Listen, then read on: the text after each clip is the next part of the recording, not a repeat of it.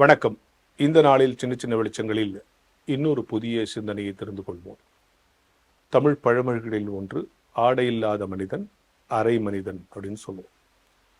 Dress தான் நம்மளுடைய பர்சனாலிட்டியை மிகப்பெரிய அளவில் தீர்மானிக்குது. நிறைய ட்ரெஸ்ஸிங் சென்ஸ் உள்ளவங்களை எனக்கு பிடிக்கும். சில பேர் என்னுடைய நண்பர்கள் நல்ல ட்ரெஸ்ஸிங் சென்ஸ் உள்ளவங்களா இருக்காங்க. அஃப்கோர்ஸ் எனக்கு அது கிடையாது. ஆனால் பல நண்பர்கள் நல்ல நல்ல என்ன மாதிரி மெட்டீரியல் போடணும், என்ன ட்ரெஸ் போட்டால் அவங்களுக்கு எடுப்பாங்க. சிலருக்கு எல்லா ட்ரெஸ்ஸுமே எடுப்பாங்க. எந்த ட்ரெஸ் போட்டாலும் சில பேர் அழகாக இருப்பாங்க. அது ஒரு வரம், ஒரு வாய்ப்புன்னு வச்சுங்க. பைபிள்லேயும் நம்ம காட்டு பறவைகளுக்கெல்லாம் சாமி உடுத்துறது இல்லை, அவங்க கவலை இல்லாமல் இருக்குங்கிற வசனத்தை படிச்சிருக்கோம். ஆதாம் இலையை எடுத்து அவனே உடுத்தி கொண்டான். அப்புறம் தோலாடைகள், அப்புறம் நிறைய ட்ரெஸ்ஸஸ் எல்லாம் உடுத்துவதை பற்றி இன்றைக்கு பேசுவோம். ஆனால் பைபிளில் 2 ட்ரெஸ்ஸிங்கை பற்றி சொல்லியிருக்கு, 2 ட்ரெஸ்ஸை பற்றி சொல்லியிருக்கு. ஒன்று, எனக்கு அவர் என்ன உடுத்துவார். 2, என் சத்துருவுக்கு அவர் என்ன உடுத்துவார். எனக்கு ஒரு ட்ரெஸ்ஸை பற்றி சொல்கிறாரு. இன்னொன்று, என் சத்துருவுக்கு என்ன உடுத்துவார். முதல்ல சத்துருவுக்கு என்ன உடுத்தானோ, உன் சத்துருவுக்கு வெட்கத்தை உடுத்துவேன். அதாவது உன் சத்துருவுக்கு வெட்கத்தை நீங்கள் பாருங்க, உடுத்தாமல் இருந்தால் தான் வெட்கம் வரும். உடுத்திட்டா வெட்கம் வராதுல்ல. ட்ரெஸ் போடாமல் இருந்தால் தானே வெட்கப்படுவோம். ஆனால் இங்கே என்ன சொல்லப்பட்டிருக்குன்னா, உன் சத்துருவத்திற்கு வெட்கத்தை உடுத்தி இருந்தாலும் அவனுக்கு ஒரு வெட்கம் இருந்துகிட்டே இருக்கும். இதுவும் உன் சத்துருவுக்கு. உனக்கு என்ன உடுத்துவார்னா, ரட்சிப்பை உடுத்துவேன். ஒன்று உங்க எல்லாருக்கும் சந்தோஷமாயிடும். அப்பா எனக்கு ரட்சிப்பு, சத்துருவுக்கு வெட்கம். அது யார் யார் சத்துருலாம் நேரத்துக்கு லிஸ்ட் போட்டு இன்னொன்னுக்கெல்லாம் வெட்கம் போயிருக்கும் நேரத்துக்குலாம் நினச்சிட்டு இருப்பீங்க. அதல்ல, சத்துருவுக்கு வெட்கத்தை உடுத்துவேன், உனக்கு ரட்சிப்பை உடுத்துவேன்னா, ட்ரெஸ்ஸு போடணும்னா என்ன வேணும்?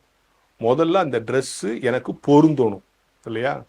என் பொண்ணுக்கு சட்டையை நான் போட முடியுமா? என் சட்டையை போட முடியும்? பொருந்தாது. எனவே முதல்ல அந்த ஆடைக்கு பொருந்துகிறவனாக நான் இருக்க வேண்டும். ரட்சிப்பின் ஆடை எனக்கு உடுத்தப்படுதுன்னு சொன்னா அந்த அனுபவத்துக்குள்ளாக நான் வளர்ந்துருக்கோம்.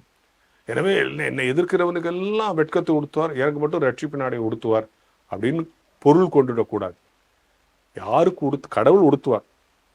தன்னுடைய பிள்ளைக்கு ரட்சிப்பின் ஆடையையும் சத்துருக்களுக்கு வெட்கத்தை உடுத்துவேன் பைபிள் சொல்லுது. ஆனால் அந்த ஆடையை உடுத்துவதற்கு பொருத்தமாக எனக்கு உரிமை இருக்கணும்.